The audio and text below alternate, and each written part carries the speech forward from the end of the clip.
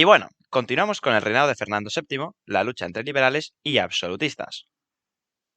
Pues bien, la Guerra de Independencia terminó, para recordároslo, en el 1813 con la firma del Tratado de Valenciennes entre Napoleón y Fernando VII, quien recuperó los derechos a la corona. Cuando regresó a España, en abril de 1814, recibió el Manifiesto de los Persas, firmado por los diputados absolutistas. En él se pedía que el rey suprimiera las Cortes y las reformas aprobadas en ellas, incluyendo la Constitución, pues se censuraba la labor de estas y se condenaba la soberanía nacional. Fernando VII promulgó entonces el 4 de mayo el Decreto de Valencia, donde anulaba las reformas aprobadas en las Cortes, incluyendo la Constitución de 1812. Se iniciaba así el sexenio absolutista, deteniendo a los liberales más importantes y disolviendo las Cortes. El apoyo de la Iglesia y de los grandes terratenientes le permitió anular la libertad de prensa, restablecer la Inquisición y la Mesta, permitir la vuelta de los jesuitas y restaurar la sociedad estamental. Se tuvo que enfrentar a la inestabilidad del gobierno, la crisis de la Hacienda y la oposición liberal que realizó pronunciamientos como los de Espoz y Mina o Porlier y Lacy.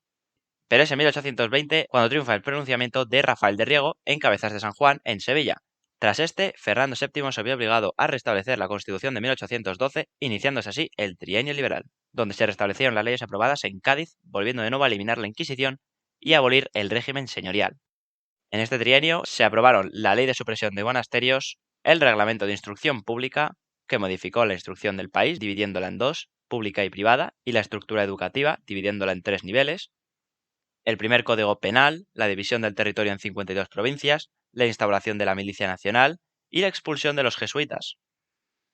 Los liberales se dividieron entonces en dos bandos: los moderados o doceañistas, que eran antiguos diputados liberales de Cádiz e intelectuales ilustrados como Argüelles y Martínez de la Rosa, y los exaltados o venteañistas, que protagonizaron la Revolución de 1820 como Mendizábal y Alcalá Galiano.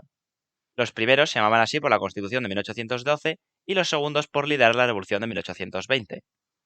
Los moderados defendían un sufragio censitario que limitase la soberanía nacional y unas cortes bicamerales, mientras que los exaltados defendían un sufragio universal con soberanía nacional y cortes unicamerales.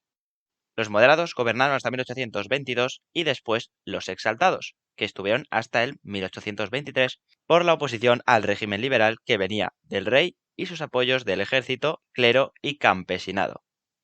En 1822 se formó la Junta Absolutista en Bayona, que realizaba una política diplomática exterior fuera de España para aclarar con países europeos la liberación de Fernando VII de los liberales, y en Cataluña se llegó a formar la Regencia de Urgel, que era un poder político paralelo en nombre de Fernando VII para gobernar absolutistamente.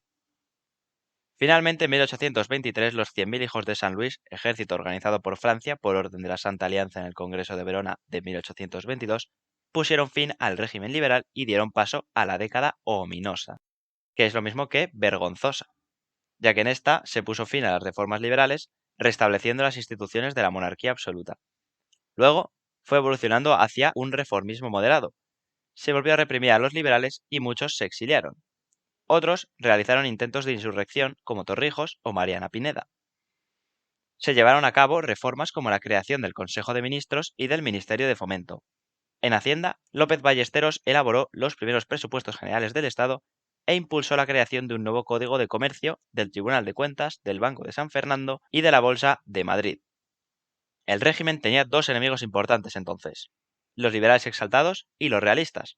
De los últimos, los más extremistas se aliaron en torno a Carlos María Isidro, hermano de Fernando VII y heredero a la corona. Ante el embarazo de la esposa del monarca y la posibilidad de tener una hija, Fernando VII publicó la pragmática sanción que modificaba la ley sálica, permitiendo reinar a las mujeres, lo que Carlos María Isidro rechazó reclamando la vigencia de la ley sálica. Nacía así el carlismo. Tras los sucesos de la Granja, donde los carlistas, aprovechándose de la enfermedad del rey, intentaron anular la pragmática sanción, Fernando VII confirmó los derechos sucesorios de su hija Isabel, formando gobierno con Cea Bermúdez y desterrando a aquellos que participaron en dichos sucesos. Al morir Fernando VII, su viuda María Cristina heredó la corona como regente de su hija Isabel, lo que desencadenó el inicio de la Guerra Civil o Primera Guerra Carlista.